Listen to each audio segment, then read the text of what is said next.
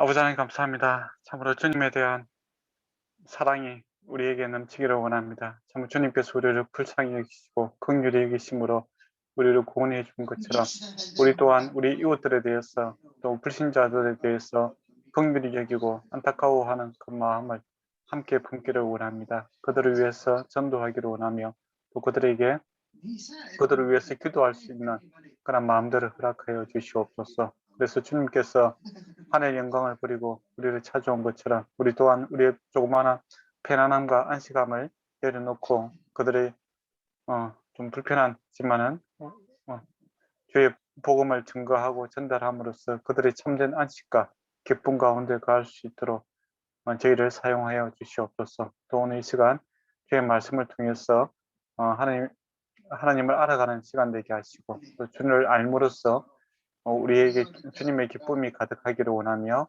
또 주님의 평강이 우리를 다스리기를 소망합니다. 예수님 이름으로 기도드리옵나이다. 아멘. 예, 오늘 그 사도행전 22장을 하도록 하겠습니다. 22장 1절에 보면 이제 그 바울이 지금 이제 잡혀왔지 않습니까? 그래서 자기는 변론하는 이제 그런 시간입니다. 그때 이제 같은 유대인들에게 이제 말씀을 전하고 있는 거죠. 그때 이제 1절에 보면 부형들아라고 이렇게 외치고 있습니다. 이 부형들아라고 하면 생각나는 사람이 있지 않습니까? 누굽니까? 스데반 집사지요, 그죠? 스데반 집사도 이제 돌에 맞게 돌아가시기 전에 유대인들을 불신 유대인들을 향해서 부형들아 하면서 이렇게 설교를 했지 않습니까? 그때 이제 누가 있었습니까? 사도 바울도 그 옆에 있었잖아요. 예. 근데 지금은 이제는 사도 바울이 불신 유대인들을 통해서 항해서 이제 부형들아라고 이렇게 부르면서 시작을 하고 있습니다. 그 스데반에게 있었던 그 마음이 이제는 사도 바울에게 전달되어 있는 것을 보게 되죠. 그러면서 좀 회개도 했겠죠. 옛날에 그 스데반 집사를 자기가 몰라보고 그죠? 예, 적극적으로 죽이는데 동참했지 않습니까? 그때 얼마나 자기가 죄인이었던가. 예, 그 스데반 집사의 마음을 좀 이해가 될 것 같아요. 그러면서도 이제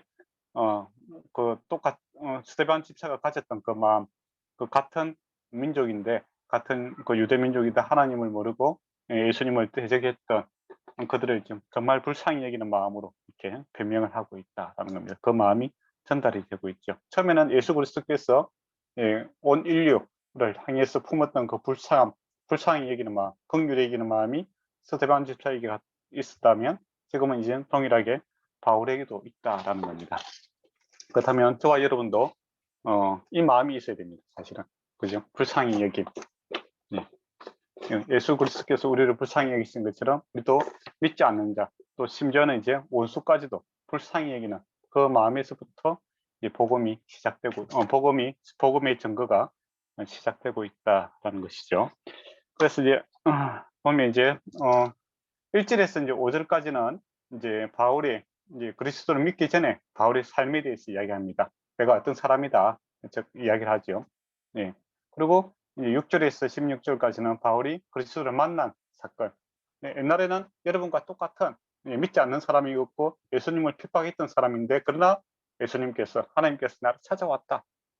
네, 그래서 내가 만났다 이거죠. 그리고 나서 이제 17절에서 21절까지는 그리스도 안에서 바울이 해온 사역들을 이야기를 하고 있습니다.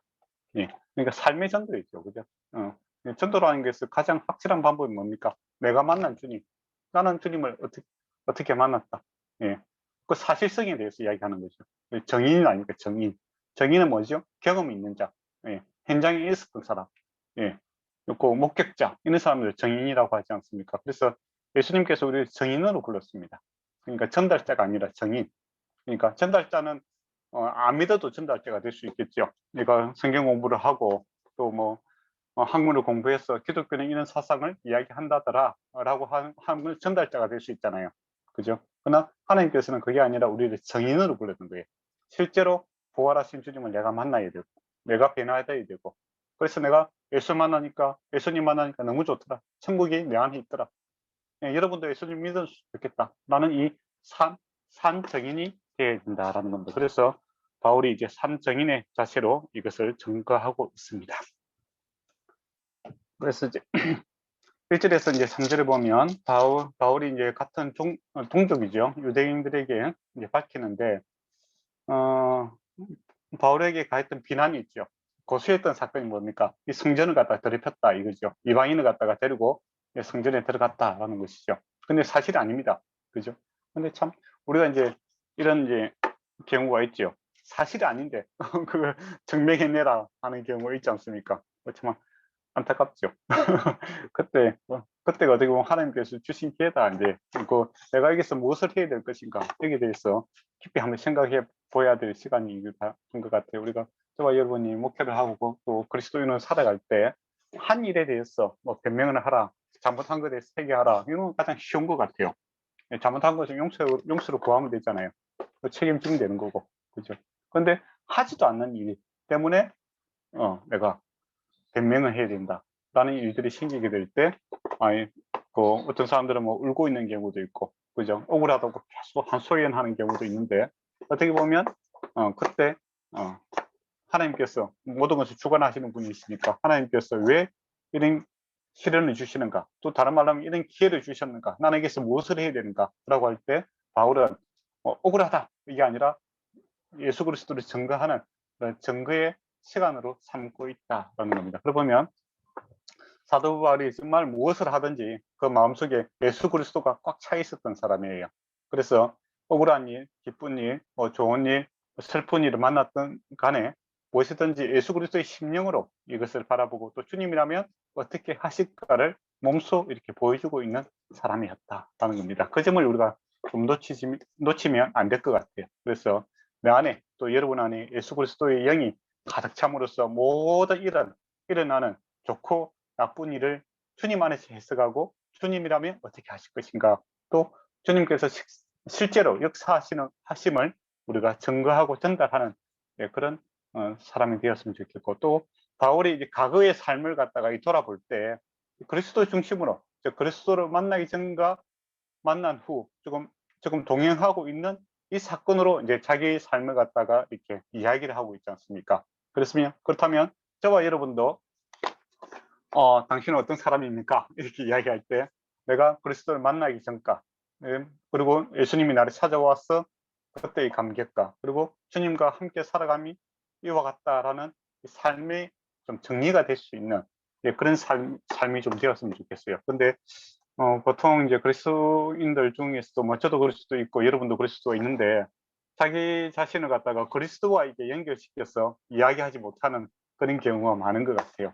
그죠? 예, 그렇다면 바울은 이제 자기 삶 전체를 갖다가 그리스도와 이렇게 연결시켜서 이렇게 설명하고 있다라는 것이 우리가 참 부러운 일이기도 하고, 또 우리 또한 그렇게 되었으면 좋겠다라는 겁니다. 그래서 바울이 예수님 만나기 전에 3절을 보면 자기 이제 옛날 이야기를 합니다.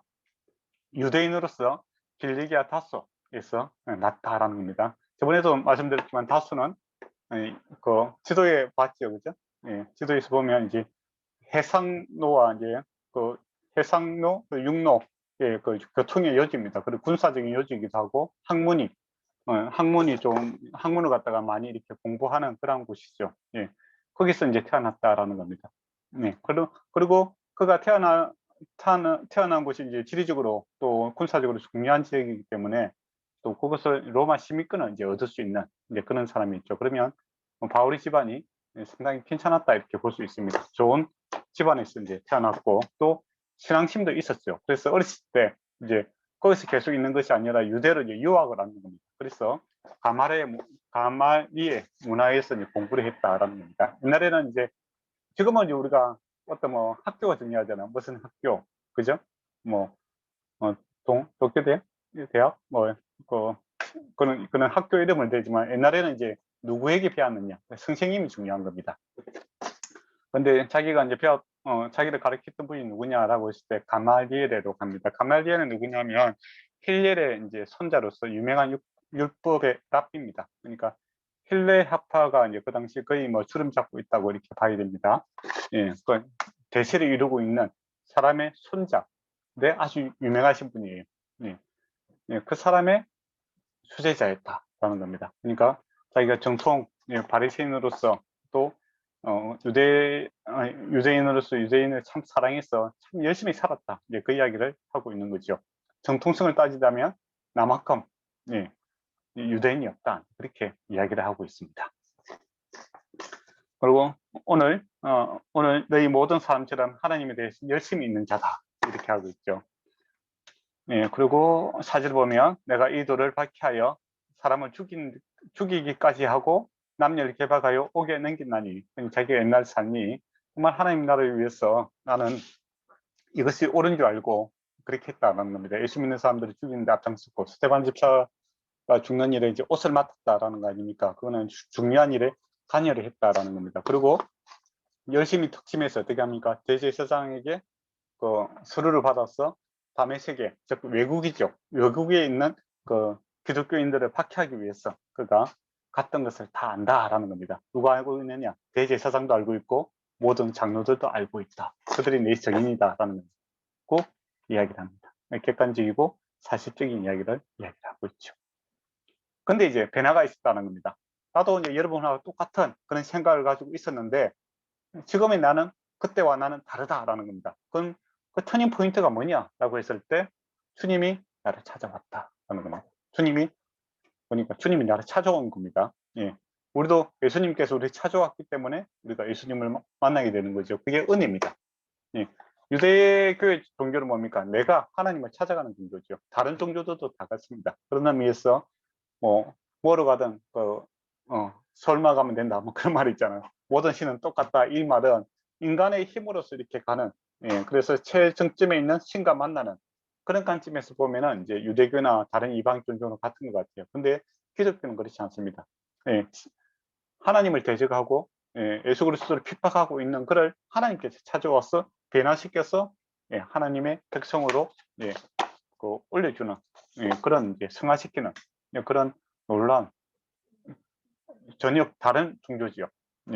근데 주님께서 실제로 나를 찾아왔다 이겁니다. 언제? 다메섹에 가던 중에, 이 다메섹에 가는 중에 뭡니까? 여행 가는 게 아니잖아요, 그죠? 예수 그리스도를 믿는 자들을 핍박하는, 즉 예수님 표현대로 하면 나를 핍박하는, 즉 교회를 핍박하는 것을 예수님께서 자기 자신을 핍박하는 걸로 이렇게 통일시합니다. 그러니까 예수님을 핍박하는데 예수님께서 나를 찾아와서 나를 구원해서 내 제자로 사도로 삼아 주셨다라는 것이죠. 또 오전에 있었다라는 겁니다. 호련히 하늘로부터 큰 빛이 나를 둘러 비치네. 그러니까 너 혼자 이렇게 혼자서 이렇게 상상 속에서 일어난 일이 아니라 데려보냈어. 그리고 함께 동행하는 사람들이 다 같이 알 수 있는 객관성 있는 그런 사실이다라는 겁니다. 정인을 된다면 찾아올 수도 있다. 이제 그 이야기를 하고 있는 거죠. 그러면서 주님의 음성을 들었다라는 것이죠. 사울아, 사울아. 사울은 바울입니다. 사울의 이름은 그 히브리식 이름이고, 바울은 로마식 이름이죠. 내가 왜 나를 핍박하느냐? 예수님께서 물어보시는 거죠. 그때 주님 누구십니까? 물었더니 나는 내가 박해하는 나사렛 예수다라고 그 있었던 이야기를 이제 설명을 합니다. 그리고 이제 자기가 함께 있는 사람들 보면서도 내가 말씀하신 이 소리를 듣지 못하겠다. 그러니까 빛은 보았는데 그 음성은 자기만 들었다라는 것이죠. 이것도 좀 중요한 문제인 것 같아요. 예수님께서 그렇게 이야기하지 않습니까? 목자는 양의 양의 이름을 알고 양은 목자의 음성을 안다. 그렇게 했잖아요. 그러니까 똑같은 이게 상황 속에서 음성을 듣는 자가 있었다라는 겁니다. 그게 이제 바울은 하나님께서 택한 자였고 또 하나님의 목자의 음성을 들을 수 있는 자였죠. 또 그래 본다면 저와 여러분에게 일어나는 일이 동일할 수가 있습니다. 똑같은 이적과 기적이 일어남에도 불구하고 예수님 당시에 어떤 사람은 예수님을 주로 그리스도로 고백하는 사람이 있고 어떤 사람들은 배척하는 사람들이 있더라라는 겁니다. 그리고 저와 여러분이 성경을 읽고 또 기독교인으로 살아감에 있어서 여러 가지 것들을 경험하게 되죠. 근데 어떤 사람이 이것을 주님께서 하셨다. 내가 주님의 음성을 들었다. 주님께서 나와 함께 하신다라고 고백하는 사람이 있고 어떤 사람은 이거는 우연이다. 그렇게 이야기하는 사람들이 있죠. 그러고 보면 여전히 하나님께서 택한 자들은 주의 음성을 듣고 또 주님의 시각으로 자기 삶을 이렇게 해석하는 것을 보게 되고, 똑같은 이적이 일어남에도 불구하고 주님 밖에 있는 자는 단지 빛만 보았다, 참 신기한 거 보았다, 그렇게 표현할 수밖에 없는 그런 상황일 수도 있겠죠. 그리고 10절을 보면 주님이 무엇을 그때 이제 사명을 받았다라는 겁니다. 일어나 다메섹으로 들어가서 내가 할 모든 것을 거기서 누가 이르리라. 이제 내가 이제 뭐 어떻게 살아야 되는가, 이걸 주님께서 그 사명감을 주셨다라는 겁니다. 근데 누굴 통해서 주었느냐라고 했을 때 12절에 보면 율법을 따라 경건한 사람으로 거기 사는 모든 유대인에게 칭찬을 받는 아나니아, 이게 통해서 들었다라는 겁니다. 그러니까 이게서 이제 아나니아라는 사람이 유대인들로부터 이렇게 존경을 받는 사람이 있고 율법에 신실한 사람인데, 그 사람이 네 증인이다라는 겁니다. 네. 이 말을 한 이유가 뭐겠습니까? 지금 불신 유대인들이 바울이 율법을 무시하고, 그죠? 하나님의 뜻을 거역하고 그렇게 산다고 우리 고발을 했지 않습니까? 아니다라는 겁니다.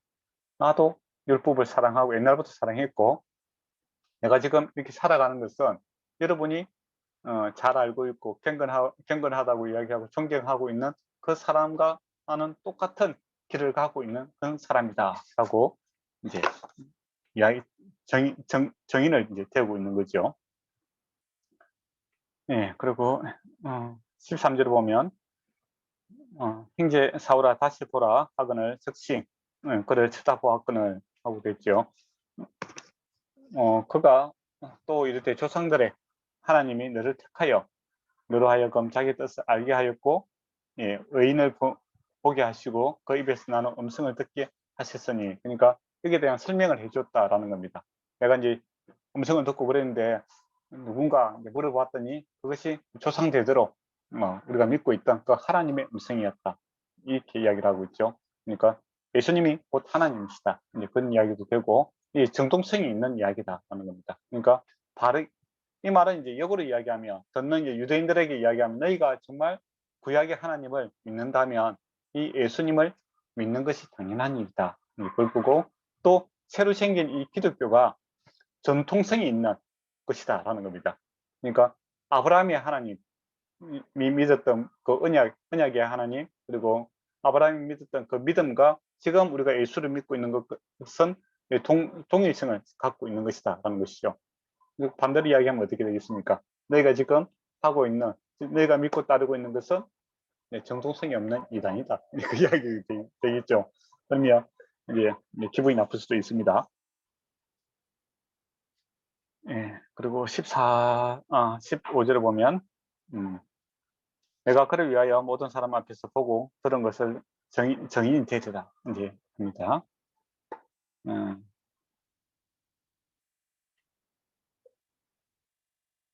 이제 왜 주저하느냐, 일어나 주의 이름을 불러 세례를 받고 너희 죄를 씻으라 라고 있는 거죠. 그러니까 내가 예수를 믿음으로써 예수 믿는 것이 뭐냐, 아니겠지만 전도가 들어가는 죄 씻음을 받는 것이다. 나 같은, 그러니까 예수를 핍박하고 대적했던 자도 예수님을 믿게 되면 모든 죄가 사함을 받고 새롭게 하나님께서 용서해 주신다, 이제 그게 이제 들어가고 있는 거죠. 그 이야기를 하면 뭐겠습니까? 여러분이 옛날에 몰랐어 예수님을 십자가에 못 박게 하고 죽이고 또 성령이 세우신 그 교회를 지금 핍박하고 있는데, 나 같은 죄인도 주님께서 죄를 씻어 주셨다, 용서해 주셨다. 그렇다면 여러분은 나보다 더 나은 사람 아니냐? 나는 그 사람을 죽이는 데까지 앞장섰던 사람인데도 불구하고 나를 용서해 주시고 사도를 삼았다면 여러분도 충분히 예수 믿을 수 있다, 돌아오라, 그 이야기를 하고 있는 거죠. 그리고 17절에 보면 내가 예루살렘에 돌아와서 성전에서 기도할 때에 항원한 중에 이제 이 메시지를 여러분이 신선하게 생각하고 있는 그 성전에서 내가 들었다라는 겁니다. 그러니까 여러분도 궁금하면 성전에 들어가서 하나님께 기도해봐라, 그런 이야기가 되는 거죠. 그러니까 하나님의 실제성, 살아있는 것을 나는 경험하고 있다, 그죠? 그리고 성전에서 그 하나님의 음성을 듣고 있다라는 겁니다. 그렇다면 여러분이 정말 하나님이 살아계신, 또 아브라함의 하나님, 이삭의 하나님, 그런 하나님의 산자의 하나님을 믿고 있다면, 내 말이 의심스럽다면 지금 성전에 들어가서 기도해라. 그러면 하나님께서 말씀해 주실 것이다. 그런 이야기도 되고 있어요. 그러니까 내가 바울이 지금 자기뿐만 아니라 초대교회가 그 구약의 그 정통성을 잇는 그러한 종교다. 그것은 누가 증명할 수 있느냐라고 했을 때 살아계신 하나님이 증명할 수 있다. 이야기를 갖고 있는 겁니다. 그러니까 이 전도라는 게 어떻게 보면 살아계신 하나님을 전제로 하고 또 하나님께서 역사하신다는 것을 전제로 하고 이야기합니다. 그리고 정말 하나님이 믿고 싶어하는 사람은 하나님께서 역사하신다라는 것을 바울은 확신하고 있는 거죠. 네. 18절에 보면 속히 예루살렘에서 나아가라. 그들이 내가 너에게 대하여 지원하는 말을 듣지 아니하리라 하셨거늘. 듣지 않는다는데 왜 이야기하느냐? 예, 그 이야기도 될 수 있잖아요, 그죠? 예. 그러나 그 불쌍히 여김 때문에 그렇다.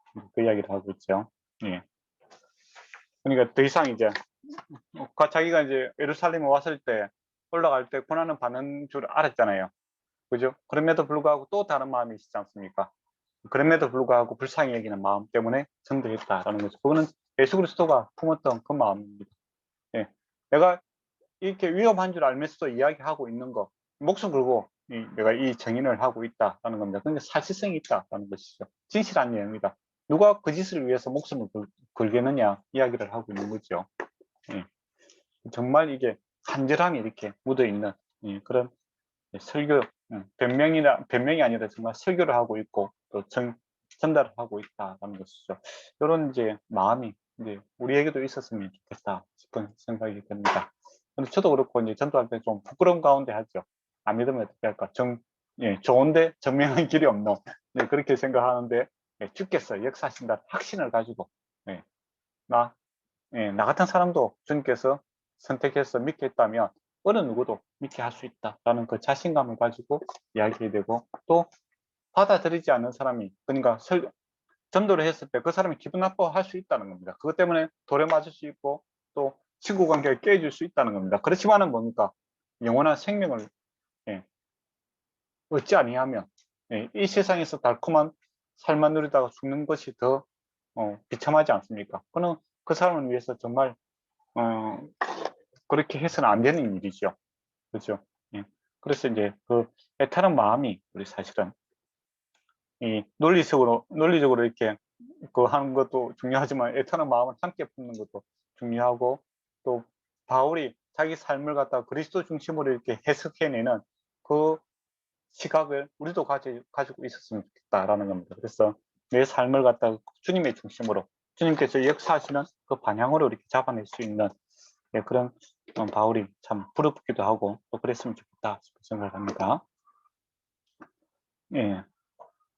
그러니까 19절을 보면 내가 말하기를 주님 내가 주를 믿는 자들을 가두고 또 해당에서 때리고 이렇게 돼 있죠. 예, 또 스데반 집사에 피할 때까지 곁에 찬성하고 죽이는 사람을 오래 지켜주지 아니하니까 이야기를 합니다. 아들을 이르되 떠나가라. 예, 내가 너희 이방인에게 보내리라 이야기합니다. 그리고 자기가 이제 이방인들에게 이제 전도하고 있는 지금 현재 상황을 갖다 설명하는 겁니다. 그건 내 개인적인 사견으로 이렇게 하는 것이 아니라 주께서 나를 이방인을 위해서 세운 사도다. 네, 그렇게 이야기합니다. 그러면 우리 여기서 한번 생각할 게 유대인들도 전도를 했단 말이에요. 예수님께서 이야기할 때 바리새인들에게 뭐라고 합니까? 너희가 배 타고 가서 멀리 가서 전도해서 전도하는데 그런데 더 데리고 와서 더 악한 자로 만든다 이런 이야기를 하잖아요. 그러니까 그 당시 유대인들도 전도를 했습니다. 그런데 왜 바울은 전도한 것이 문제가 될까요?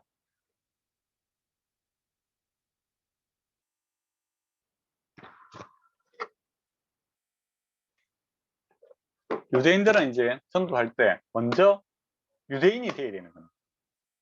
예. 유대인이 되고 나서 하나님 백성이 될 수 있다. 그렇게 생각이. 그러니까 이방인보다는 유대인이 우월하다라는 것이죠. 그래서 이방인이 하나님의 백성이 되기 위해서는 먼저 유대인이 되고 나서 하나님의 백성이 돼야 된다. 이제 그런 논리를 갖고 있는 거죠. 그래서 이제 유대인들을 이제 이방인을 받아들일 때 아주 그 교육이 까다롭습니다. 그리고 이제 최종적으로 이제 세례를 주죠. 세례는 죽고 다시 태어나는 거 아닙니까?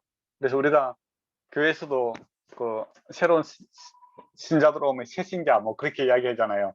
유대인들도 그렇게 했단 말이에요. 새로운 그 태어난 갓난 아이가 다시 태어났다 이제 그렇게 표현을 했단 말이에요. 예. 그런데 이제 논리상으로는 이제 이방인보다는 유대인들 우수함으로 유대인 먼저 유대인이 되고 하나님 백성이 되는 그런 논리를 갖고 있었어요. 그런데 지금 그 바울이 이야기하는 것, 또 성경이 이야기하는 건 뭐냐면 유대인이나 이방인이나 동일하다는 겁니다. 그거는 이제 우리가 사도행전에서 계속 이야기하고 있지 않습니까? 성령이 유대인에게도 임함으로 방언과 역사가 일어나잖아요. 그 사마리아인에게도 동일하게 나타나고 이방인에게도 나타나고 요한의 제자들에게도 똑같은 현상이 나타났지 않습니까? 그러니까 유대인이 되고 나서 그 성령이 임한 것이 아니라 이방인이든 사마리아인이든 세례 요한의 제자든 그 있는 그 자체에서 어떻게 됩니까? 성령이 임하는 것을 보게 되죠. 그러면 이방이나 유대인이나 동일하다라는 것이죠. 그게 이제 그 지금 유대인들이 못마땅하게 생각하는 겁니다. 예, 그런 성령을 이제 이야기하고 그게 이제 자기들이 이제 이방인들하고 같다라는 것이 우리를 갖다가 무시하는 행위다. 그렇게 생각을 하고 있는 것이죠. 그래서 이제 바울을 죽여야 된다. 그렇게까지 표현을 하고 있는 겁니다. 참 놀라운 일이죠. 근데 지금도 유대교 사상은 그렇습니다. 지금 이제 유대교 사상은 사람이 영혼은 예, 자기들 유대교에 속해 있는 사람들만 영혼이 있다고 생각합니다. 그리고 이방인들은 저도 뭐 이방인, 여러분도 이방인이겠죠. 이방인들은 영혼이 없다고 생각합니다. 그래서 근데 하나님께서 왜 만들었는가라고 이제 물어본다면 예, 지옥의 땔감으로 사용하기 위해서 만들었다. 이제 그런 생각을 갖고 있는 게 이제 유대교입니다. 그러니까 원래 이제 구약에서 이야기하는 것이 아니라 자기들이 만들어낸 그 사상이죠. 예, 그런 종교입니다. 그런데 성경은 뭐랍니까? 이방이나 유대이나 하나님 앞에 통일하다라는 것이죠. 예. 그러니까 그 자기들이 그것을 받아들이지 못하고 있는 그래 봅니다. 그리고 이제 22절에 보면 이 말 하는 것까지 그들이 듣다가 소리를 지를 이르되 이런 자는 세상에서 없애버리자.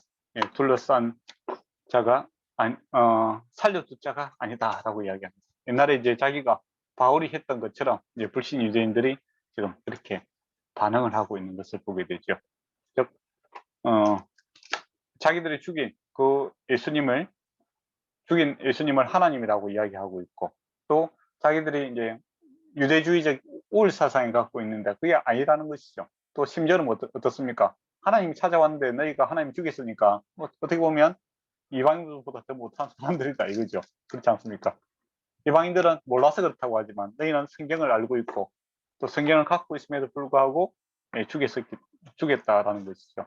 예, 그러니까 이제 그 유대인들이 듣고 있다가 막 분노하고 있습니다. 그래서 23절에 보면 떠들며 옷을 던지고 뒷것을 공중에 날리고 이것은 이제 정말 분노한 표현이죠. 우리가 시장에서 어떤 사람들이 싸울 때 막 화가 나면 어떻게 합니까? 우통을 벗고 막 그렇게 하는 사람들 있잖아요. 그죠? 그와 같이 이제 막 자기들의 이 분노함을 참지 못하고 이제 그렇게 덤비는 것을 보게 됩니다. 그때 이제 24절에 보면 천부장이 바울의 영내를 데려갑니다. 그리고 채찍질하며 심문하려 하며라고 되어 있죠. 여기서 채찍질하다라는 것이 예수님도 채찍질했지 않습니까? 그죠? 근데 여기서도 채찍질했는데 이 채찍질이 달라요. 그러니까 예수님이 때릴 때 그 채찍질은 그 끈에다가 그 뼈가 있다든지 아니면 납조각이라든지 뭐 쇠 조각이 있어 갖고 때리면 어떻게 되죠? 살 가죽이 이렇게 터집니다. 그죠? 쉽게 이야기하면 여러분 낚시 바늘 있잖아요. 그거 갖다가 여러분 탁 찍었다가 하면 어떻게 되겠어요? 피가 나오고 살이 찢어지고 그러잖아요. 그죠? 죽이는 게 목적이에요. 그거는. 근데 여기서 말하는 채찍질은 제가 드린 자료에 보면은 맥시티스라는 건데 이거는 이제 고문할 때 쓰는 겁니다. 그러니까 쇠 조각이라든지 그 뼈 조각이 없이 그냥 그 가죽 끈이 있죠. 예. 자백을 받아내기 위해서 고문하기 위한 그러한 채찍으로 때리려고 하고 있는 것을 보게 됩니다. 그러니까 청부장은 히브리어를 몰라요. 그죠? 모르는데 바울이 이렇게 이야기하고 나니까 사람들이 갑자기 막 폭동이 일어나는 거예요. 예. 그때 이제 뭐 가장 손쉬운 방법은 뭐겠습니까? 일단 때려 놨고, 그죠? 사실대로 이야기해라. 네, 그렇게 하는 게 이제 보통 이제 하는 방법이죠. 예. 옛날 깡패들이 하는 방법과 비슷합니다. 예, 법이 있으면 원래 법대로 해야 되는데, 그죠? 예. 근데 조사를 하고 그래야 되는데, 그 깡패들은 어떻게 하죠? 일단 때려 놨고, 예, 예, 말해라. 그렇게 하잖아요. 예, 청부장이 이제 딱 그와 같은 스타일로 하고 있는 거죠.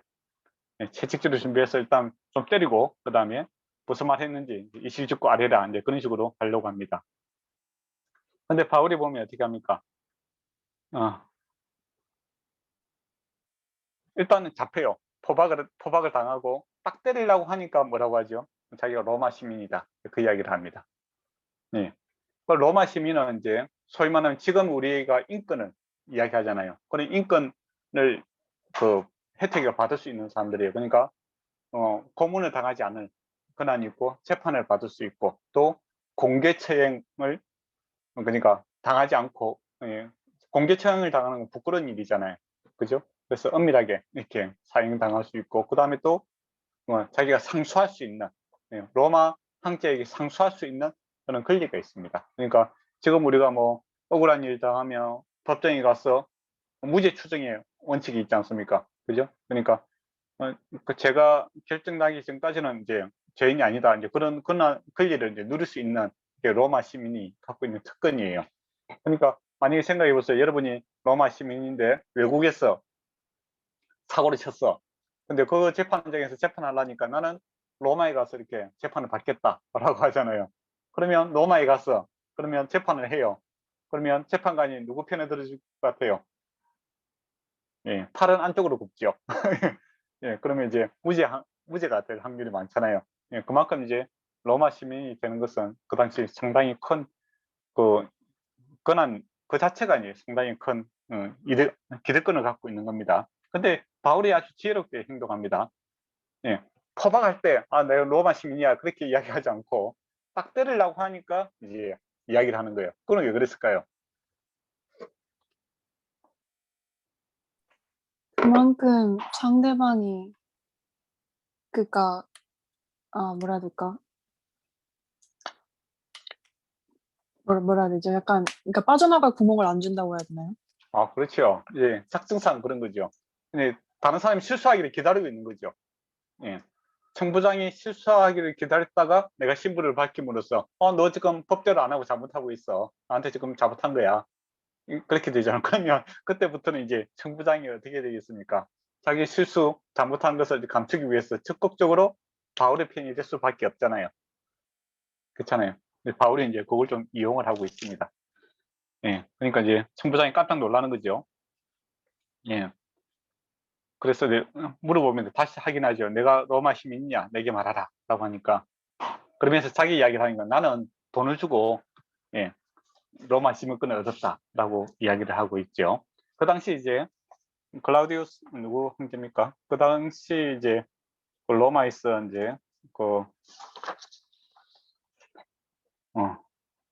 그 당시 이제 그 클라우디우스 황제 때에 이런 일들이 많았습니다. 그러니까 돈을 주고 로마 시민권을 사는 그런 일들이 많이 있었어요. 청부장도 이제 로마 시민권의 그 가치를 아니까 많은 돈을 주고 로마 시민권을 샀다 이거죠. 그럼 너도 이제 그런 거 아니냐 이제 그렇게 물어보는 거죠. 그러니까 28절에 바울이 나는 남에서부터 로마 시민권을 얻은 사람이다. 그러니까 나는 얘하고 급이 다르다 이거죠. 자기는 이제 어떻게 보면 귀족 뭡니까 이게 귀족과 같은 이제 그런 신분에 있는 사람이다 이제 그거죠. 너는 돈 주고 샀지만 나는 날 때부터 이제 로마 시민이다. 그러니까 이제 청부장이 더욱더 이제 고개를 숙이고 들어갈 수밖에 없는 그런 상황이 이제 연출이 됩니다. 그래서 이제 결박할 이제 두려워하는 거죠. 그가 로마 시민인 줄 알고 또 그가 그 결박한 것 때문에 두려워하는니다. 청부장이 이제 자기가 잘못한 것 때문에 이제 두려워함으로써 적극적으로 이제 바울의 편에 설 수밖에 없는 그런 상황이 이제 연출이 되었습니다. 혹시 이제 여기까지 했는데 좀 질문할 거 있습니까? 저는 괜찮습니다. 네, 고배사님. 그러면 23장으로 넘어가도록 하겠습니다.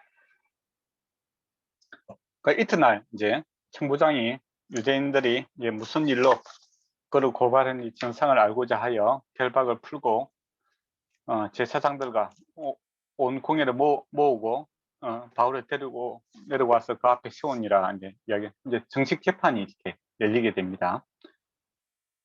예.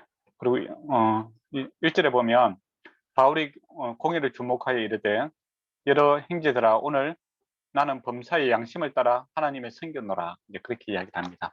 예, 나는 범사의 모든 일에 양심을 따라 섬겼다. 예, 그 이야기를 하죠. 그러니까 이제 2절에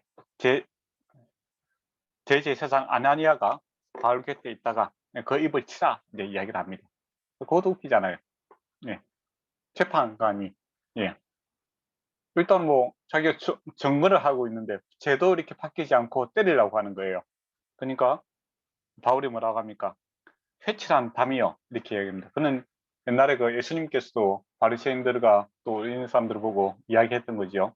회칠한 담은 무덤인데 무덤은 뭡니까?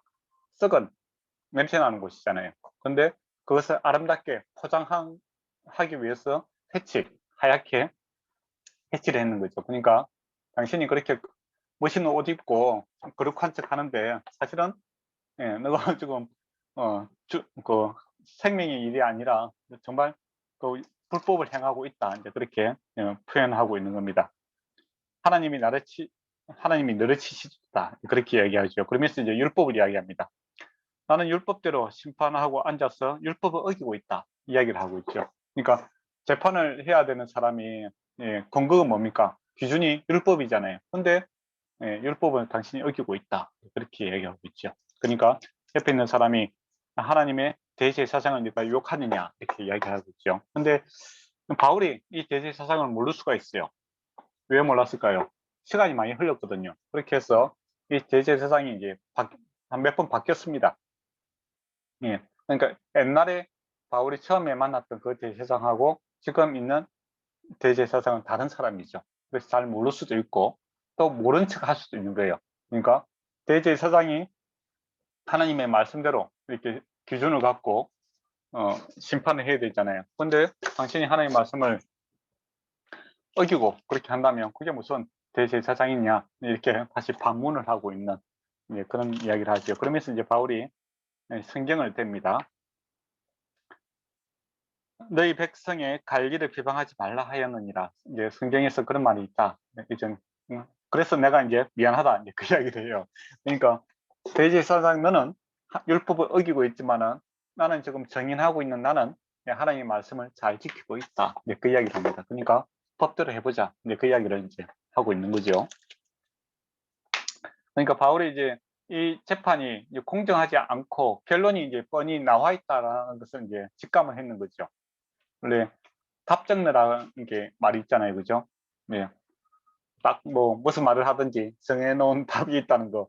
네, 그런 것처럼 지금 이제 아무리 이야기해봤자 바울이 내가 아무리 앞에서 증거하고 무고하다는 것을 이야기해봤자 답은 정해져 있는 거예요, 그죠? 그래서 이제 이것을 이제 벗어나기 위해서 바울이 어떻게 하냐면 그 당시 이제 사내들에는 사두개인과 바리새인들이 반반씩이 있어요. 근데 이 정치적으로 서로 코드가 안 맞아요. 그리고 신학적으로도 안 맞아요. 네. 그래서 가장 이렇게 잘 안 맞는 부분이 뭐냐면 사두개인들은 저번에 제가 그 복음서에서 말씀드렸죠. 사두개인들은 모세오경만 성경으로 인정하고 바리새인들은 구약 전체를 하나님 말씀으로 인정하고 있어요. 그리고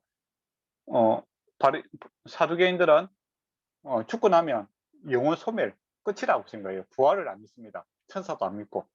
네. 근데 바리새인들은 부활도 믿고 천사도 믿고 그렇게 믿는 사람들이에요. 그래서 이제 그 차이점을 갖다가 바울이 이제 이야기를 하는 거죠. 네. 내가 이제 이렇게 재판 받는 것은 왜 이유가 뭐냐라고 했을 때 6절에 보면 나는 바리새인이요. 예, 바리새인 편에 들어가면 사실이기도 하잖아요. 그죠? 바리새인이요. 또 바리새인의 아들이라 죽은 자의 소망 곧 부활로 말미암아 내가 심문을 받노라. 즉 그것도 사실이잖아요. 예수 그리스도의 부활 사건이 있다는 거. 그것 때문에 내가 지금 재판을 받는다. 이제 그렇게 이야기하니까 이제 바리새인들은 어떻게 되겠습니까? 이제 그 말을 이제 자기 편으로 이제 받아들여야 되는 거죠. 그렇잖아요. 근데 사두개인들은 그걸 갖다가 받아들이지 않거든요. 그러니까 서로 이제 바울은 이제 그 사이에 빠지게 되는 겁니다. 바리새인과 사두개인들이 서로 싸우게 되는 일이 생겼죠.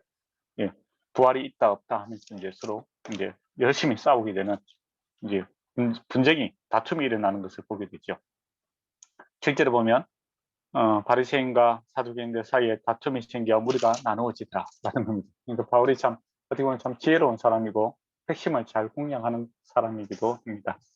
그리고 복음을 또 잘 전달하는 사람이기도 하죠. 예.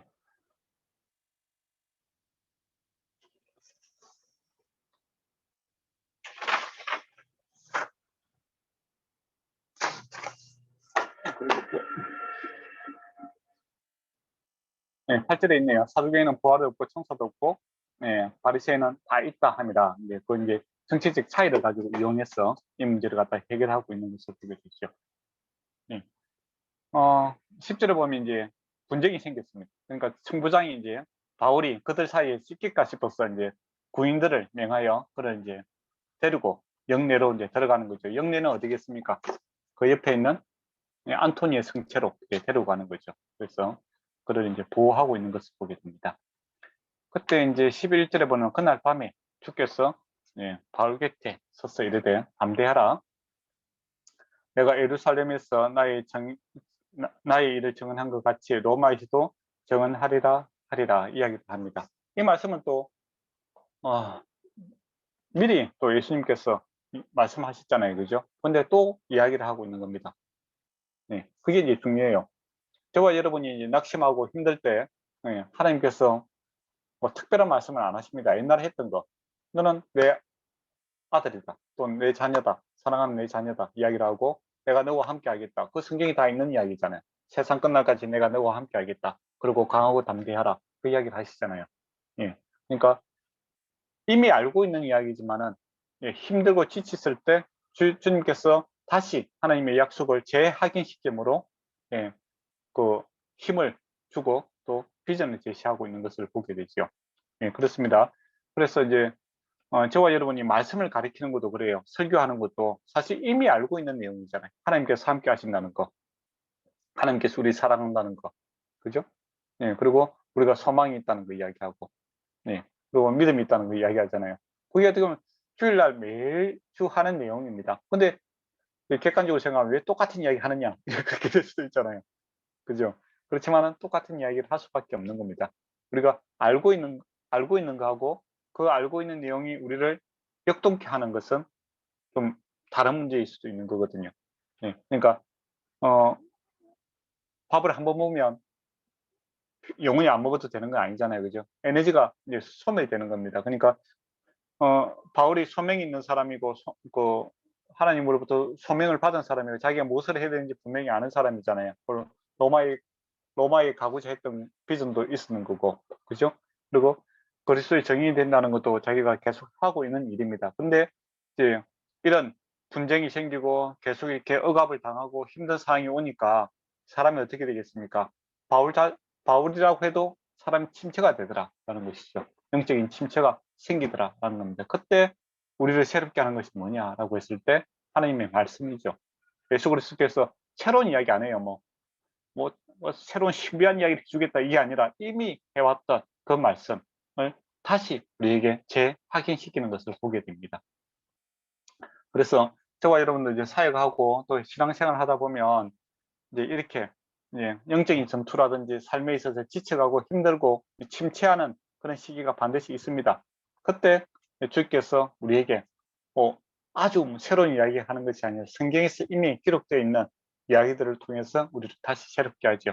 강하게 담대할 것고 누가 함께 한다는 겁니까? 주님께서 함께 하시겠다. 세상 끝날까지 너는 내 자녀다. 사랑하는 자녀다. 또 그 다음에 또 우리에게 비전이 있다. 소망이 있다. 이런 것을 통해서 다시 우리를 새롭게 하시는 것을 보게 되죠. 바울 또한 그렇게 하고 있고 우리 또한 그렇게 하고 있습니다. 근데 어떤 사람들은 이제 힘들고 지쳤을 때 뭐 새로운 거 없나 이제 그렇게 생각하는 사람들이 있거든요. 근데 새로운 거 찾고 없습니다. 예, 이미 주님께서 우리에게 말씀하신 것을 가지고 말씀이 우리를 새롭게 하는 거죠. 근데 뭐 어떤 사람은 이미 아는 거 말고 새로운 거 하다가 이단에 빠지는 경우가 있죠. 예, 이미 하나님의 뜻은 성경 66권을 통해서 우리에게 계시가 되어 있습니다. 예, 그것이 살아 있으므로 우리를 다시 새롭게 하는 것을 보게 되죠. 예. 그리고 담대하라 이야기도 참 은혜가 되지 않습니까? 예. 역으로 이야기하면 뭡니까?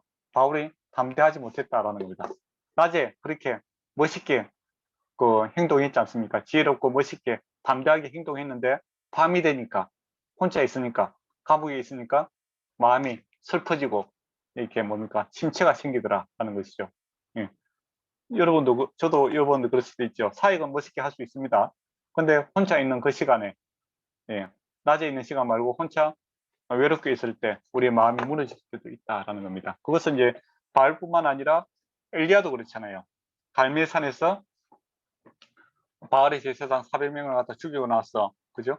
오는 길에 사마리아로 가다가 그 누굽니까 이세벨이 내일 죽는다 하니까 그 용감했던 그 엘리야가 마음이 무너졌어.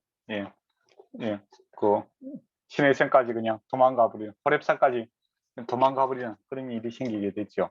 예, 모든 사람이 다 침체하고 낙심될 수 있다라는 겁니다. 네, 그러면 바울도 그랬다는 거죠. 그러나 바울을 새롭게 하시는 것은 살아계신 주님이었다라는 것이고 저와 여러분도 사역자로서 언제든지 침체될 수 있고 넘어질 수 있다라는 겁니다. 그러나 그게 끝이 아니라 우리에게는 주님께서 함께 하신다라는 것이죠. 예. 그 플러스 뭡니까? 뭐가 필요하겠습니까? 옆에 있는 동료들도 그렇게 봐줘야 된다는 것이죠. 그러니까 어떻게 목사가 돼서 그래 침체하고 낙심하고 그렇게 할 수 있느냐? 당신 신앙이 없다. 그런 식으로 몰아붙이는 사람들이 있어요.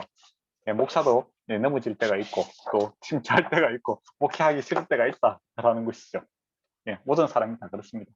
그러나 우리가 강해서 사역하는 것이 아니라 살아계신 하나님이 동행함, 임마누엘, 성령이 우리와 함께 하심으로 이 일들을 계속해 나갈 수 있다라는 것이죠. 바울이 이런 점에서 은혜가 되지 않습니까? 바울 동안 낙담하더라라는 것이죠. 근데 주님께서 그날 밤에 찾아와서 담대하라 이야기함으로써 그를 새롭게 하시더라. 이게 참 멋있죠. 그리고 그 다음 12절을 보면 날이 새었습니다. 그리고 이제 유대인들이 당을 지어 맹세하여 바울을 죽이기 전까지 먹지도 않고 마시기도 아니하는 사람들이 40명이나 되었죠. 이 당시에 이제 글라우디우스 황제 요 당시에 이제 많은 자객들이 활동을 했습니다. 처음에는 이제 보통 자객들의 열심 당원들 명분이 있었죠. 로마로부터 유대교를 갖다가 다시 이제 회복하기 위해서 그런 이제 민족 투사와 같은 이제 그런 느낌으로 처음에 시작을 했어요. 근데 시간이 조금 지나다니까 이 변질이 생깁니다. 처음에 이제 그런 대의라고 할 수 있겠죠. 그 대의는 사라져 버리고 생존, 생계형 암살단으로 이제 전략을 하게 돼요. 그래서 뭐 돈만 주면은 뭐 언제든지 누구든지 뭐 가리지 아니하고 사람을 죽이는, 심지어는 성전에 그래서 예배 드릴 때 사람을 죽이는 그런 일도 생기고, 또 가장 암살하기 좋을 때가 언제입니까? 암살하고 도망가기 좋을 때가 사람들 많을 때 그렇잖아요, 그죠? 6월절이라든지 뭐 오순절이라든지 그 다음에 안식일이라든지 사람들이 많을 때, 그때 이제 사람을 뭐 성전에서, 심지어 성전에 들어가서 사람을 죽이고 도망가는 그런 일도 생깁니다. 조금 더 말씀드리겠지만 그 아나니아 전에 이제 그 제사장도 사실은 암살을 당하죠. 그 자격에 의해서 암살을 당하고 죽은 일이 있었습니다. 그 당시 이제 그런 일들이 많았어요. 이제 그런 이제 암살 전문가 40명이 이제 바울을 죽이겠다고 이렇게 준비를 하고 있습니다. 심지어 맹세를 하죠. 대제사장과 장로들에게 가서 말하되 우리가 바울을 죽이기 전에는 아무것도 먹지 않기로 굳게 맹세하였으니 이제 그렇게 이야기를 합니다. 이게 뭐 신앙적인 이유 수도 있고, 안 그러면 예, 불량배들은 이제 동원을 했는 거죠. 예, 근데 밥을 먹었겠죠, 그죠? 예, 예, 그만큼 이제 다짐을 했다 이겁니다. 근데 이 소식을 이제 누가 이 그 비밀스러운 이야기를 누가 듣게 되냐라고 했을 때 16절에 보면 바울의 생질이 듣게 됩니다. 그러니까 바울의 조카죠. 바울의 조카가 이제 듣게 되는데 그를 가리켜 청년이다 그렇게 이야기를 합니다. 청년은 이제 나이가 10세에서 17세 이제 그때 나이를 갖다가 이제 청년이라고 합니다. 근데 나중에 청부장이 그가 19절에 보면 청부장이 그의 손을 잡고 이렇게 물어서 조용히 묻되 이렇게 봐서는 나이가 좀 더 이제 17세보다는 이제 10살 쪽에 더 가까운 것 같아요. 그죠? 네, 그러니까 손 잡고 다정하게 이렇게 이야기하고 있는 거 봐서는 아주 어린 소년이었습니다. 소년이 이제 그 소식을 듣고 바울에게 이야기하고 바울이 이 소식을 청부장에게 전해라라고 합니다. 근데 바울은 이제 자기가 직접 이야기하면 될 건데 왜 조카에게 이런 일을 시켰을까요?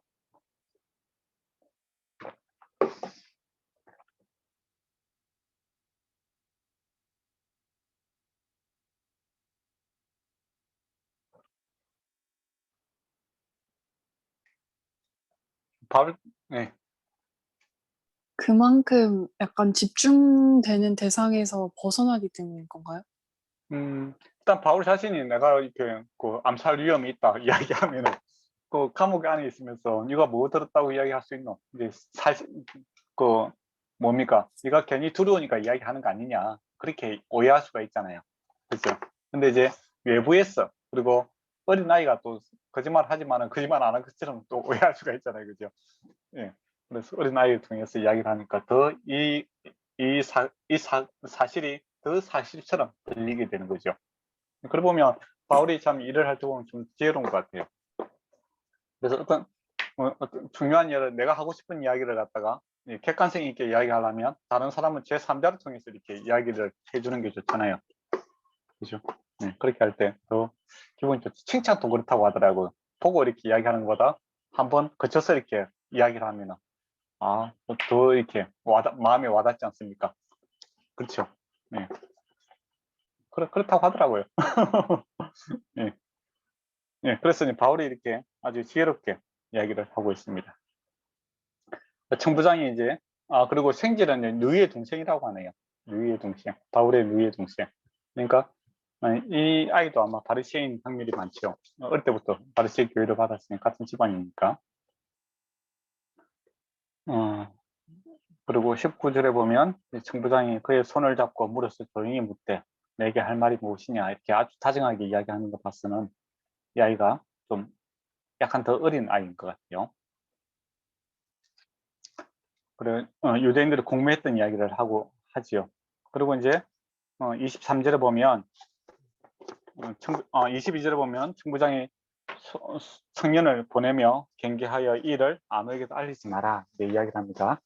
예, 그리고 나서 이제 자기가 계획을 세우죠. 근데 이런 일은 이제 원래 청부장이 원래 전문적으로 하는 일입니다. 요인들 경호하고 지키고 죄인들 죄수들을 갖다 관리하는 이런 거는 청부장이 프로죠. 전문가 아닙니까? 예. 그리고 이제 그날 밤에 바로 이렇게 이제 바울을 갖다가 이제 가이사라로 이렇게 바로 보낼 계획을 세우죠. 그래 23절에 보면 밤 제3시, 밤 제3시는 우리 로마 지금 현재 시간으로 하면 몇 시입니까?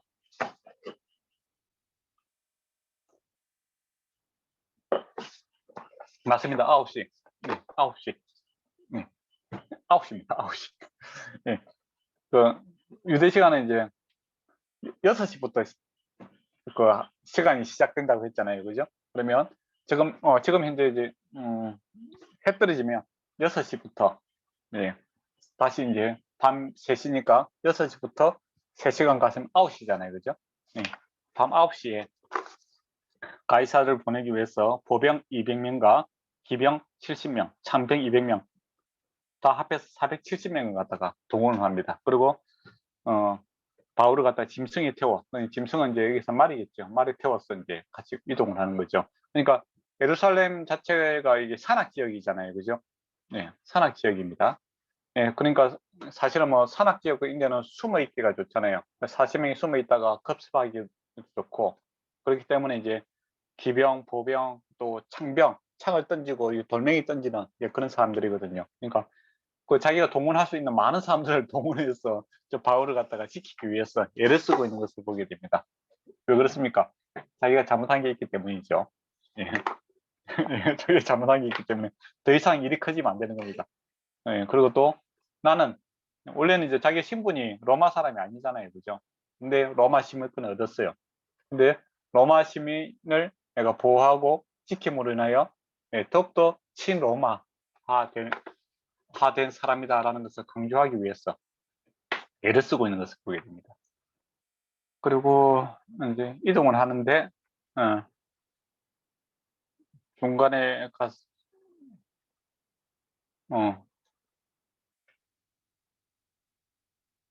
그리고 편지도 씁니다. 누가 이게 보느냐면 글라디우스 루시아는 총독 베리스 카카에게 문안하노니라고 이야기를 하고 있죠. 그러면서 이제 이 사람 로마인인데 군대를 거느리고 구원하였다. 그러니까 자기가 이제 이 로마 사람을 자기가 구원해냈다. 자기 잘못했던 것을 이야기 안 합니다. 내가 때리려고 하다가 알게 됐다. 이 소리는 안 해요. 뭐든지 이제 이야기할 때 자기가 불리한 이야기는 안 하지 않습니까? 이 사람이 죽으려고 했는데 죽을 뻔했다. 근데 이 사람이 로마 시민이 되어서 내가 목숨 걸고 구했다. 그 이야기를 하는 거죠. 네. 유대인들이 무슨 일로 그를 고발하는지 알고자 하여 그를 공의에 데려갔더니 이제 재판도 해봤다라는 거죠. 그러니까 이 사건에 대해서 내가 조사를 해봤는데 로마 법에 관련된 건 아니고 그들의 율법에 관련된 일이다라는 것이죠. 만약에 로마 법에 문제가 생기는 일이라면 자기가 좀 문제를 해결해야 되잖아요. 근데 그거는 이제 로마 법에 관련된 것이 아니라 그들의 율법에 관한 일이기 때문에 정치적인 문제이기 때문에 내가 해결할 수 없고 이제 내 상급자인 베리스 카카가 이제 이 문제를 해결해야 된다라고 해서 자기는 이제 빠지는 겁니다. 그리고 이 사람이 무죄하다. 예. 결박 고발한 율법에 관한 것뿐 한 가지도 죽이거나 결박할 사유가 없음을 발견했다. 그래서 무지한 이 로마 시민을 내가 그들로부터 구원했어. 당신에게 보낸다. 그런 이야기 하는 거죠. 자기 잘한 것만 딱 이야기를 하는 스타일입니다. 예. 그리고 이제 31절에 보면 보병원의 명을 받고 밤에 이제 바울을 데리고 안디바디에 이르러, 이 안디바디어는 이제 그 예루살렘에서 가이사라의 중간 지점이 되는 그런 한 70km 지점이거든요. 여러분 지도에 보면 알 수 있습니다. 근데 거기 어디냐면 그때부터 이제 평지가 되는 겁니다. 그 산악 지역을 지내올 때가 가장 위험하잖아요. 그죠? 그때 이제 사람들은 많이 이제 보병도 데려오고 창병도 데려오고 기병도 데려왔다가 이 위험한 산악 지역을 벗어나서 이제 평지에 이르니까 이제 그때보다 빨리 가는 게 중요하잖아요. 그래서 보병은 다시 그 예루살렘으로 보내고 기병만 데리고 이제 그 뭡니까 가이사라에 이제 가게 되는 것을 보게 되죠. 그럼 여기서 이제 우리가 한 사람을 좀 새로운 사람이 나타났으니까 그 사람에 대해서 좀 알아봐야 됩니다. 누구냐면 베릭스라는 총독에 대해서 좀 알아볼 필요가 있겠죠. 이 사람은 과연 어떤 사람인가? 이제 그럼 베릭스에 대해서 한번 알아보도록 하겠습니다. 근데 AD 이제 50년경에 그 베리스가 있기 전에 누가 이제 그 총독이었냐면 쿠마누스라는 사람이 이제 그 베리스 이전 총독이었어요. 근데 이 사람이 유대 민족의 적이다라고 할 정도로 이렇게 유대 민족과 관계가 안 좋았어요. 그래서 그 대제사장 아나니아 조금 전에 나왔던 그 대제사장 있잖아요. 그 사람하고 아주 이제 관계가 안 좋았는 겁니다. 그래서 서로 이제 로마 황제청에 서로 이렇게 이 사람이 그 반역죄를 일으켰다라고 서로 고발을 해요. 서로 고발을 했는데 이제 누가 이기느냐라고 했을 때 이 아나니아가 이기게 됩니다. 그리고 이제 음, 그때 그 이제 쿠마녀 팽이 이제 나빠서 이기게 되고, 이때 이제 새로운 이제 제사장이 누구냐면 요나단이 그때 그 임시 제사장이었어요. 그러니까 제사장하고 그 이제 로마 총독 쿠마누스하고 이렇게 서로 싸우니까 그 임시로 이제 세웠던 제사장이 누구냐면 이 요나단입니다. 예. 그 사람이 이제 누구를 갖다가 이제 그 총독으로 갖다가 데려왔으면 좋겠느냐 이렇게 물어봤겠죠. 예, 그때 그 사람이 이제 그 대제사장이 이 베레스, 예, 지금 이제 총독으로 있는 이 사람을 지목을 하죠. 이 사람이 왔으면 좋겠다. 그렇게 이야기를 하는 거예요. 그러니까 이 베레스는 누구에게 지금 그 빛이 있습니까? 대제사장 가문에 지금 빛이 있는 거예요. 네, 마음에 빛이 있는 겁니다. 있잖아요. 그리고 앞에 총독이 보니까 그 유대 정치인들하고 관계가 안 좋았다가 잘렸잖아요. 그죠? 그래서 자기는 좀 잘해야 되겠다. 그런 생각을 좀 하고 있는 거죠. 근데 이 베렉스라는 사람은 아주 이렇게 아주 좀 특별한 사람이에요. 그 형이 누구냐면 팔라스라는 사람입니다. 팔라스. 예, 팔라스 베리스인데 안토니우스의 딸의 노예였어요. 원래는 노예 신분입니다. 안토니우스의 딸의 노예였는데 놀랍게도 이 사람들이 자유민이 됩니다. 자유신분은 되어서 이제 그 높은 자리까지 올라가요. 그러니까 노예에다가 총독으로 된 사람이 이 사람 외에는 없어요. 그만큼 특별한 사람입니다. 그리고 그 형은 더 대단한 사람이죠. 팔라스는 지금 이제 클라우디우스의 그 황제가 지금 다스리고 있잖아요. 그 다음에 황제가 누구냐면 네로입니다. 예.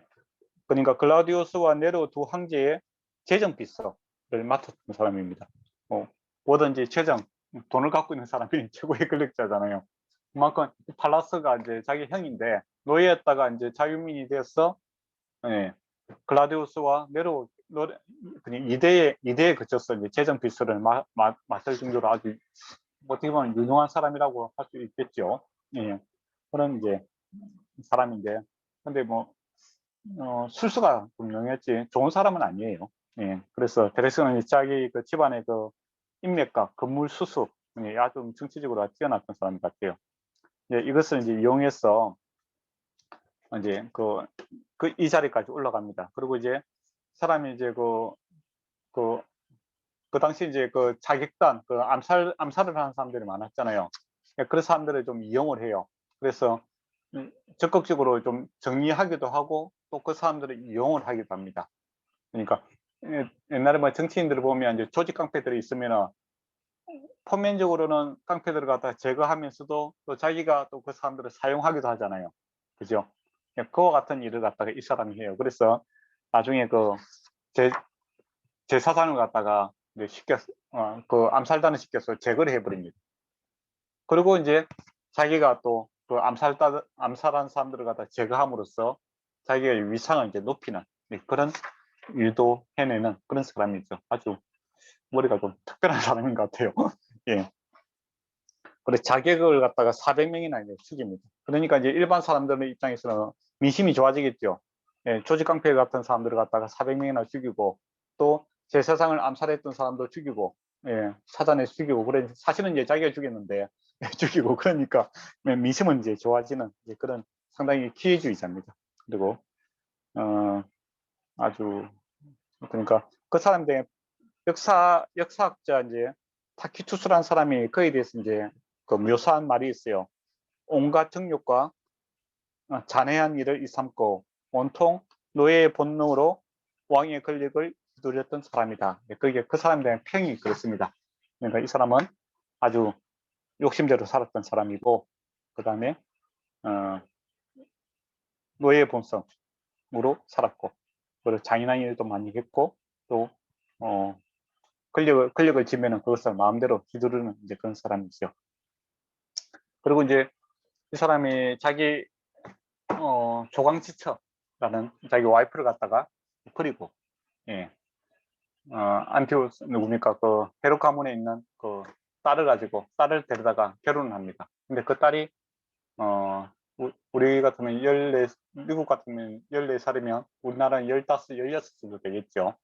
예, 그 여인을 이제 취하게 돼요. 근데 이 여인도 이미 결혼한 사람이에요.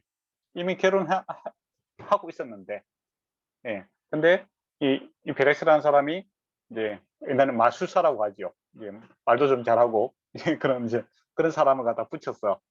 베레스와 결혼하게 되면 네가 아주 사랑을 받게 되고 아주 좋은 일이 많이 생길 것이다. 이제 그렇게 이야기를 많이 합니다.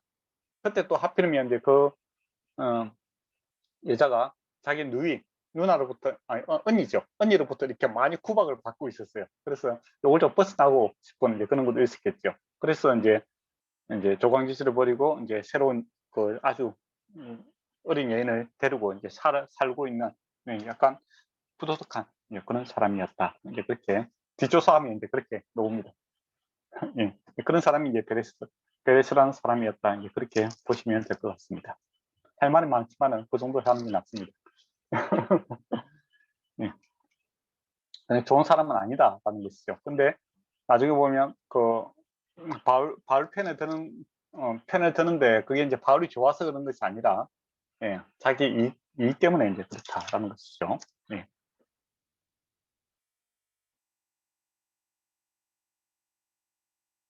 예. 그리고 33절을 보면 이제 총독의 앞에 가게 됩니다. 가이사르에 가서 이제 바울 그 앞에 세우니 총독의 내용을 읽어보죠. 바울대로 어떤 영지의 사람이냐 물어보니까 길리기아 사람인 줄 알고, 예. 그러니까 이게 또 가나리 또 다른 거예요. 만약에 바울이 이 유대 지역에 있으면 자기 가나리인데 타수 출신이잖아요. 그러니까 그 다른 사람의 이제 가날 지역에 있는 사람이니까 또 이것도 함부로 할 수 없는 그런 이제 문제가 좀 발생을 하게 됩니다. 그래서 그 제가 전해준 그 자료에 보면은 베레스는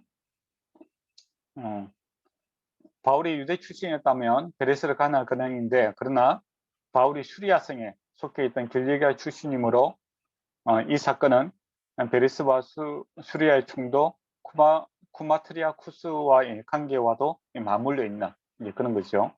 그리고 쿠마쿠스는 바로 그 전에 있었던 사람이 그 전직 뭡니까 총독이죠.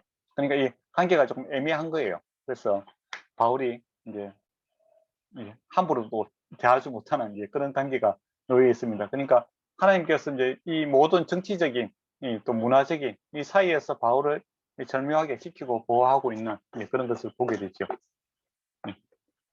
그 이면을 보면 베레스가 왜 이렇게 함부로 못했는가 그런 이유를 이제 설명하고 있다라는 겁니다. 혹시 이제 여기까지 말씀드렸는데 뭐 질문할 거 있습니까? 그 유대인이 그 바울을 죽이려고 했을 때 이제 바울은 천부장한테 본인이 로마인이라는 걸 밝혔었었는데 네. 유대인한테도 밝혔었던 건가요? 그렇죠. 근데 이제 그러니까 로마 시민권을 갖고 있는 거하고 유대인하고는 다른 거죠. 네. 근데 네. 로마 법이 강하니까 로마인에 대해서도 그렇게 그러니까 약간 좀 유대인보다는 로마인이 위다라는 그런 건 없었고 그냥 이렇게 있었어요. 싸우는 거였는 거야. 근데 이제 죽고 나면은 신부를 물어볼 사이가 없잖아요. 아, 그렇잖아요. 생기세를 보면은 그거잖아요. 뭐야 히브리인이고 그죠? 죽고 나서는 뭐 우리처럼 이제 지금처럼 이제 전자 시스템 신분증이 되고 뭐 그런 건 아니잖아요, 그죠? 로마에서도 그렇게 뭐 관심 있는 건 아니고 사실은. 예. 어떤 사람이 힘없는 사람 죽었다고 해서 뭐 황제가 나서고 이런 세상은 아니잖아요, 그죠? 죽고 나면 끝이죠. 그리고 그 총독도 만약에 죽고 나면 그 의미가 없는 거죠. 괜히 뭐 로마 사람 죽었다 하는 것보다는 히브리 사람 하면 죽었다. 자기들끼리 싸우다 죽는 걸로 처리하는 게 훨씬 낫지 않습니까? 네. 그런 상황입니다. 예. 네. 그 질문을 잘했습니다. 왜냐하면 24절 넘어가면서 이제 그 이야기도 놓을 거예요. 예. 네. 24장에 보면 이제 닷새 후에 이제 재판이 열립니다. 그래서 예루살렘에서 이제 정식 재판을 걸기 위해서 이제 대제사장 장로들과 변호사 디두로라는 사람이 내려와서 총독 앞에서 바울을 고발하는 거죠. 예. 근데 이게 변호사라고 하면은 우리는 이제 변호사라고 하면 뭡니까? 법에 대해서 능통한 사람 그렇게 생각할 수 있겠죠, 그죠? 예, 법대로 하자. 네, 그게 변호사잖아요. 그 당시에는 이제 변호사가 법대로 하는 사람이 아니에요. 그래서 이제 조금 연관이 있는데 그 당시에 이제 변호사들은 말을 잘해야 됩니다. 응격, 그러니까 설득력, 그러니까 서양에서 뭡니까 이게 뭐 운병술 이런 게 많이 그 당시 유행을 하잖아요.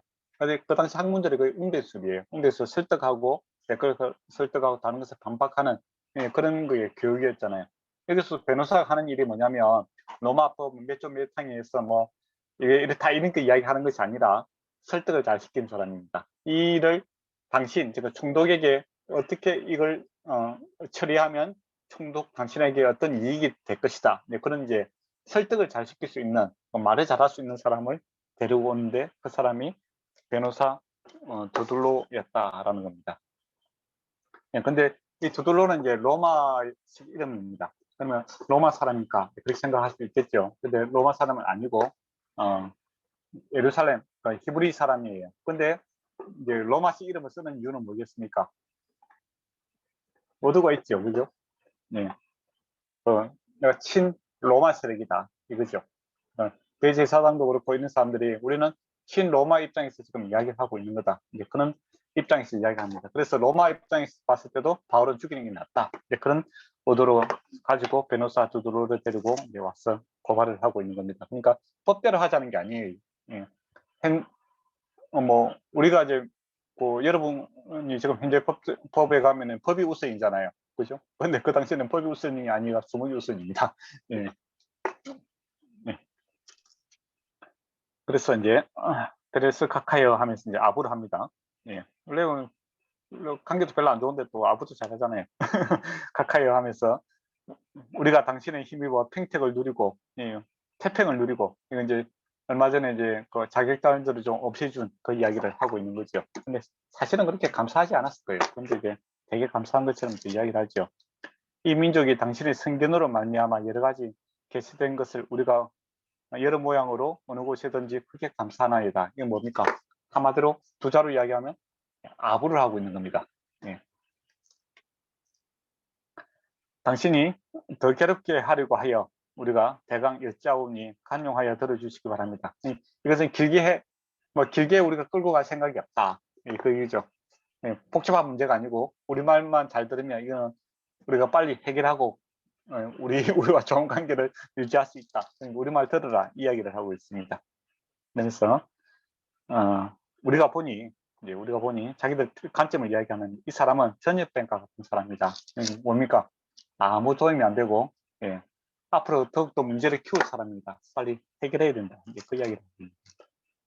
그리고 천하에 흩어진 유대인들을 다 소용케 하는 자여 나사렛 이단의 우두머리다 이야기를 하죠. 그러니까 살려주면 더 큰 문제가 생기고 여러 가지 문제가 생기고 또 나사렛 이단 이걸 교회를 가리키는 건데 우두머리니까 이거 빨리 제거하면은 앞으로 더 조용해질 것이다. 네, 그 이야기를 하는 거죠. 그리고 또 그가 또 성전에 들어있게 함으로써 우리가 잡아오니 그러니까 우리가 피해를 봤다라는 겁니다. 피해 본 게 뭐냐라고 했을 때 우리가 소중하게 생각하는 성전을 갖다가 더럽혔다라는 겁니다. 그러니까 요 문제, 성전을 더럽힌 문제는 우리가 결코 용서할 수 없는 문제고, 예, 그래서 반드시 죽여야 된다 이거죠. 그러니까 이 문제를 갖다가 내버려 두면은 우리뿐만 아니라 온 지금 그 유대교가 다 일어날 문제다. 그러니까 우리 말 들어라 이제 이야기를 합니다. 설득력 있게 이야기하지 않습니까? 그죠? 내 말 안 들으면 더 큰 문제 생길 거야. 또 조용히 해결해 주면 감사하고 당신은 나는 당신을 존경합니다. 이제 그렇게 이야기를 하고 있습니다. 8절에 당신이 친히 그를 신문하시면 우리가 고발하신 이 모든 일을 알 수 있나이다. 당신이 신문하면 바로 알 수 있는 문제다. 그 이야기를 하죠. 유대인들도 이에 첨가하여 이 말이 옳다. 인해서 쓰는 거죠. 사람들 많이 데리고 와서 예, 유명한 사람들 이제 정치인들, 대제사장, 장로들 이런 사람들 와서 이 말이 옳다. 이렇게 하면 뭡니까? 외압을 넣고 있는 거죠. 힘 있는 사람들이 우리도 같은 편이다. 우리 말 안 들으면 문제가 생길 수 있어. 이제 그런 식으로 이야기를 합니다. 10절을 보니까 이제 총독이 바울에게 머리를 포시하여, 이 뭡니까? 머리를 포시한다는 게 어떤 거죠? 이렇게 하는 거죠. 이제 재판장이 이야기할 때 뭡니까? 아주 뭐 바울을 갖다 무시하는 거, 무시하는 표현이죠. 그죠? 그만하게.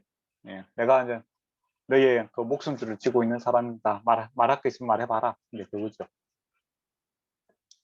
그리고 그가 대답하여 당신 여러 해 전부터 이민족이 있었던 건 나도 알고 내 사건에 대하여 기꺼이 변명하리다. 바울은 그 앞에 이제 그 누구면 디둘로하고는 이제 제조적이죠. 아부를 안 합니다.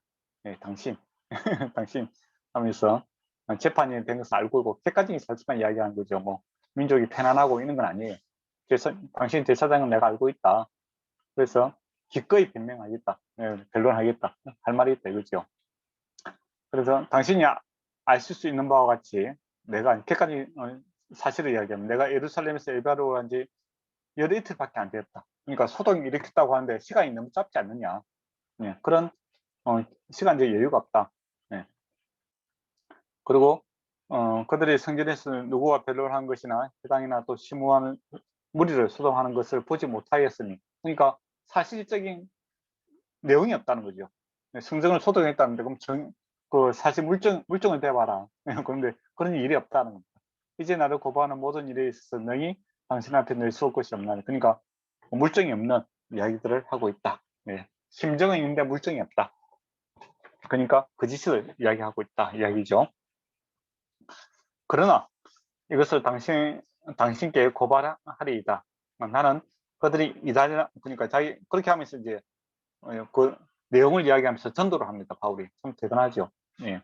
나는 지금 무지하지만은 내가 말했던 내용을 당신에게 이야기해 주겠다 하면서 이제 그 예수 그리스도에 대해서 이야기를 합니다. 당신께 고백하려, 나는 내 고백이잖아요. 그죠? 그 중요합니다. 내 고백이니까 들어야 되죠. 예.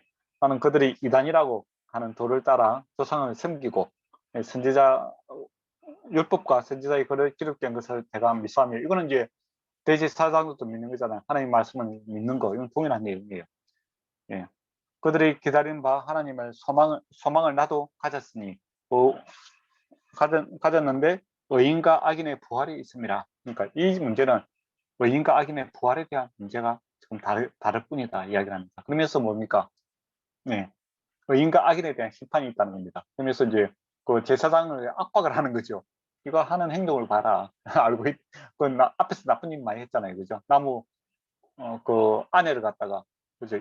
관계를 이혼시키고 데려와서 사는 거, 그게 나쁜 일이잖아요. 그리고 사람을 몰래 암살하고 뭐 이런 것도 하고 뭐 온갖 나쁜 짓 했잖아요. 당신도 죽고 나서 하나님 앞에서 서게 될 것이다. 이야기를 하고 있는 겁니다. 16절에 이로 말미암아 나도 하나님과 사람에 대하여 항상 양심에 끄리낌이 없었다. 나는 하나님 앞에서 양심에 끄리낌이 없었다 이야기를 하죠. 근데 베리스는 양심에 끄리끼는 일을 참 많이 했던 사람이거든요. 그리고 대제사장도 그렇고, 예, 참 그러니까 양심이 찔리겠죠. 예, 또 성령께서 역사했으니까 양심이 많이 찔렸을 것 같아요. 예. 그리고 17절에 여러 해 만에 내가 민족을 구제하는 것과 재물을 가지고 왔어. 그러니까 이단의 소동을 일으키려 하면 계속 살아야 되잖아. 그런 것도 아니고 여러 해 만에 왔는데 내가 좋은 일 했다라는 겁니다. 나쁜 일 한 거 아니고 구제 헌금했다라는 것이죠. 구제를 위해서 왔고 좋은 일 했다 이야기를 하는 겁니다. 그리고 18절에 보면 드리는 중에 내가 결례를 행하였고 모임도 없고 소동도 없이 성전에 있는 것을 그들이 보았다. 그러니까 내가 그 뭡니까 나시린 그 뭡니까 그걸 위해서 자기가 허물하고 뭐 조용하게 다 있는 거 그들 다 알고 있는 사실이고 소동이 없었다는 겁니다. 예, 그 이야기는 이제 사실적인 이야기를 하고 있는 거죠. 그리고 19절에 보면 그들이 많이 나를 반대한 사건이 있으면 마땅히 당신 앞에서 와서 고발할 것이다. 그러니까 문제가 있었으면 당연히 고발했는데 고발하지 않았다는 것이죠. 이거는 정치적인 문제다. 자기는 죄가 없다 이야기를 계속하고 있는 거죠. 그렇지 않으면 사람들이 내가 공의 앞에 섰을 때 무슨 옳지 않는 일을 했는지 보이는가 봐라. 그러니까 증거 있으면 증거를 대봐라. 이렇게 이야기하지요. 그러면서 이제 21절에 오직 내가 그들 가운데 서서 외치기를 죽은 자의 부활에 대하여 오늘 너희 앞에서 신문을 받는다. 그러니까 내가 신문 받고 있는 이유는 죽은 자의 부활에 대해서 이야기하고 있다. 그냥 복음을 또 이야기를 하고 있습니다. 그러면서 이제 베레스 보고도 너도 죽고 나서 살아나고 심판을 받게 될 것이다. 그 이야기를 또 이야기를 하고 있는 거죠. 그러니까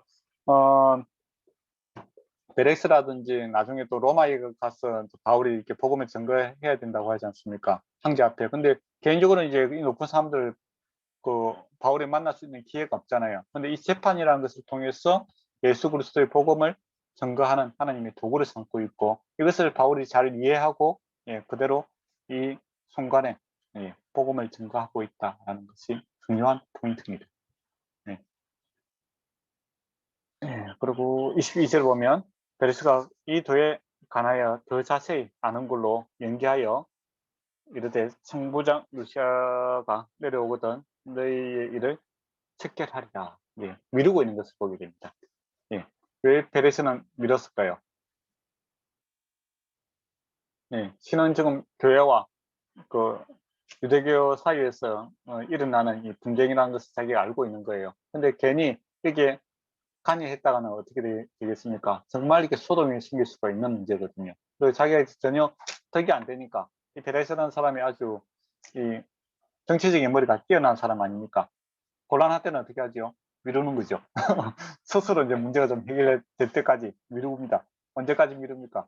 자기가 충독으로 있을 때까지 계속 미뤄요. 2년 동안 미룹니다. 그래서 27절 보면 이때는 2년이잖아요. 자기가 이제 물러날 때까지 계속 그냥 흐지부지 그냥 묻어두고 있는 그런 모습을 보게 되죠. 그리고 24절에 보면 수일 후에 데레스가 그의 아내 유대 사람 둘루시아, 아까 전에 말했던 그 둘루시아 첫 번째 이제 조광지체라고 할 수 있는 사람을 갖다가 버리고 둘루시아는 헤로 아그리파 1세의 딸입니다. 그러니까 그 왕의 딸인데 이 사람이 좀 뭐요 15살, 우리 금 14살, 15살 이렇게 되겠죠. 그래서 메사의 왕 이수와수 호인했지만은 드레스의 유혹에 의해서 1년 만에 그를 버리고 다시 결혼하게 된 사건입니다. 그러니까 괜히 나무 가정을 파탄내고 자기 욕심을 위해서는 수단과 방법을 가지지 않는 그런 모습을 보고 있는 거죠.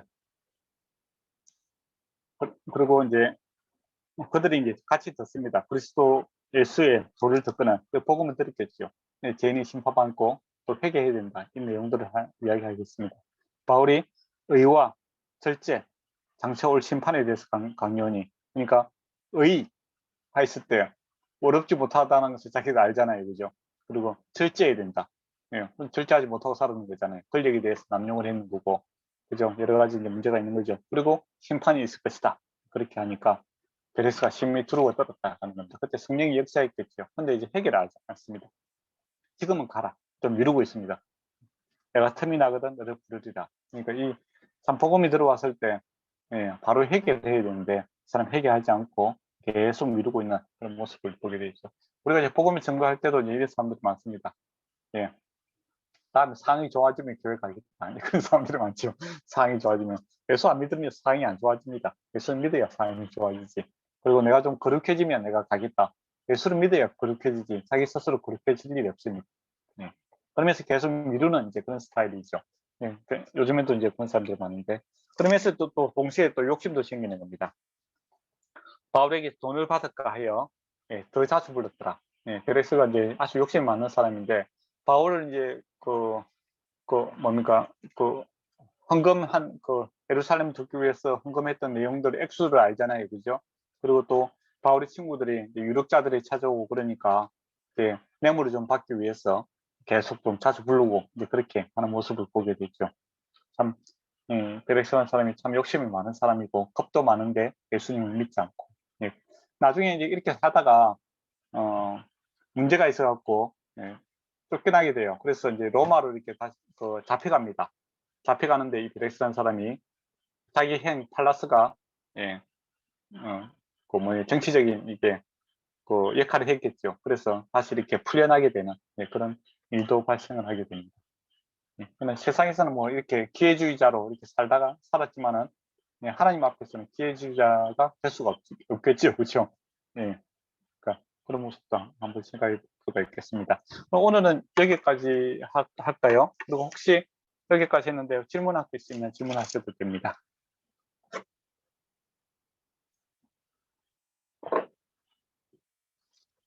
저는 괜찮을 것 같습니다. 네.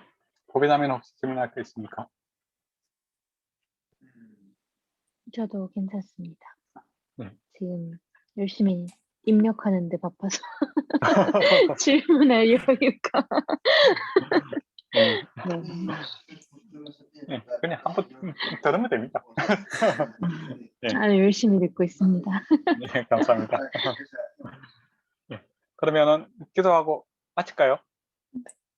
아, 예, 구루하였다 할 때 이게 뭐 감옥에 있는 건 아니고 바울이 이제 가이사라 베레스가 사는 총독의 집 안에서 자유롭게 있었습니다. 그러니까 경비병들 사이에도 자유롭게 다니고 또 손님들 찾아오면은 예, 자유롭게 만날 수 있는 그런 상태죠. 요즘 같으면 가택연금이라고 이렇게 보시면 될 것 같습니다.